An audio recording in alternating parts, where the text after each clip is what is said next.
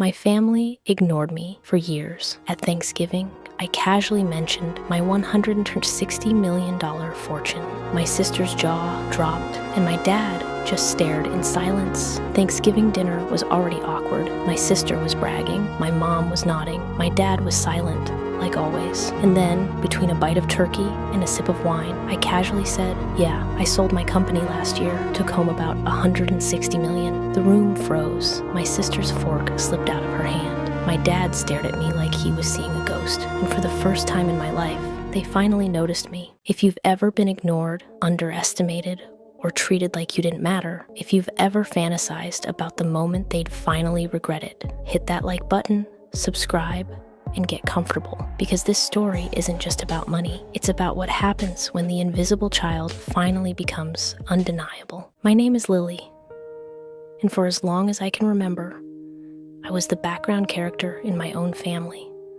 I wasn't abused. I wasn't screamed at. That would have almost been easier. I was ignored. I learned early how to take up as little space as possible, how to walk quietly, speak softly, and never ask for more than what I was given. Because in our house, everything went to Sophie. Sophie, my older sister, wasn't just the favorite, she was the golden child. At 9 years old, I watched her receive a BMW for her 18th birthday. A brand new midnight blue BMW, parked proudly in our driveway with a bow on top. I remember standing there in hand-me-down jeans that were too short, my shoes scuffed at the toes, wondering how someone could get everything while someone else got nothing. My parents ran a successful insurance business. Money wasn't tight. Love, apparently, was. Sophie went to private school with manicured lawns and smartboards in every classroom. I went to public school where textbooks were older than me, and the computers took 10 minutes just to boot up. When Sophie brought home trophies, my parents framed them. When I brought home straight A's, my mom said, "That's nice, Lily," without looking up from her phone. Somewhere along the way, I stopped hoping they'd change. I told myself a story instead. Some people are just more deserving than others. This is just how the world works.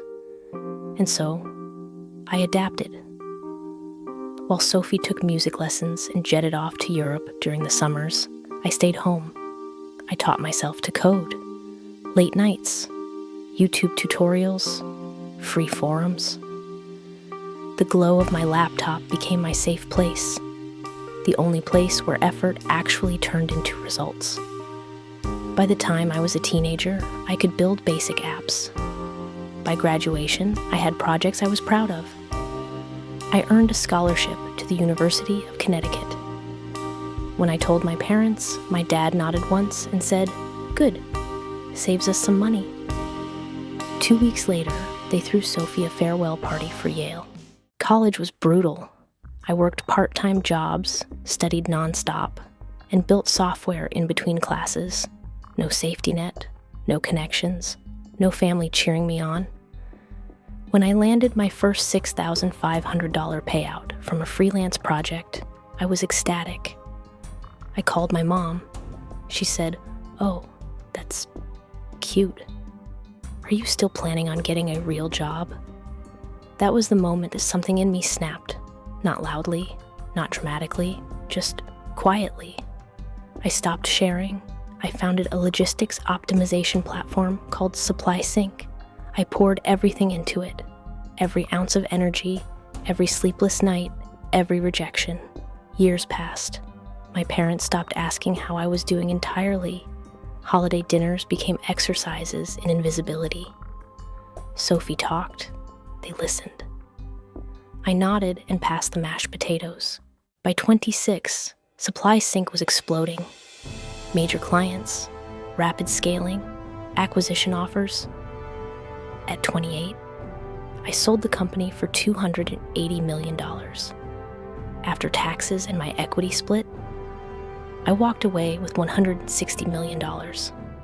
I didn't tell anyone, not my parents, not my sister, Not because I was scared, but because I wanted to know something first. Did their approval still matter? 3 years later, I was invited to Thanksgiving. Same house, same seating, same dynamic. Sophie was talking about her latest promotion, mid-level management, nothing extraordinary. My mom beamed like she'd cured cancer. My dad asked questions. I sat there, invisible as ever. At some point, my uncle asked what I was up to. Before I could answer, Sophie laughed and said, "Oh, Lily's still doing her little computer thing." Something in me stirred. I didn't raise my voice. I didn't smile. I just said, "I sold my company last year." Silence. Forks paused midair. My mom blinked. "Oh, for how much?" I shrugged. 280 million. You could hear someone's breath catch. My sister's jaw literally dropped. My dad stared at me like his brain had short-circuited. I pulled out my phone, not to brag, but to end the doubt. Account balances, press articles, acquisition announcement, proof. Sophie's face went pale. She whispered, That's not funny." My dad finally spoke. "Why didn't you tell us?"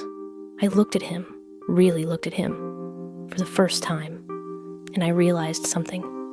They weren't proud. They were embarrassed. I said calmly, "You never asked." No one spoke after that.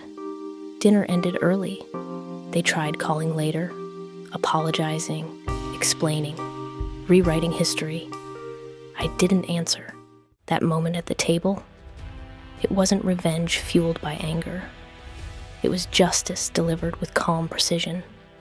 No shouting, no insults, just truth. And watching their worldview collapse, watching them realize they'd overlooked the most successful person in the room, that was enough. I didn't win because they finally saw me. I won because I didn't need them to anymore.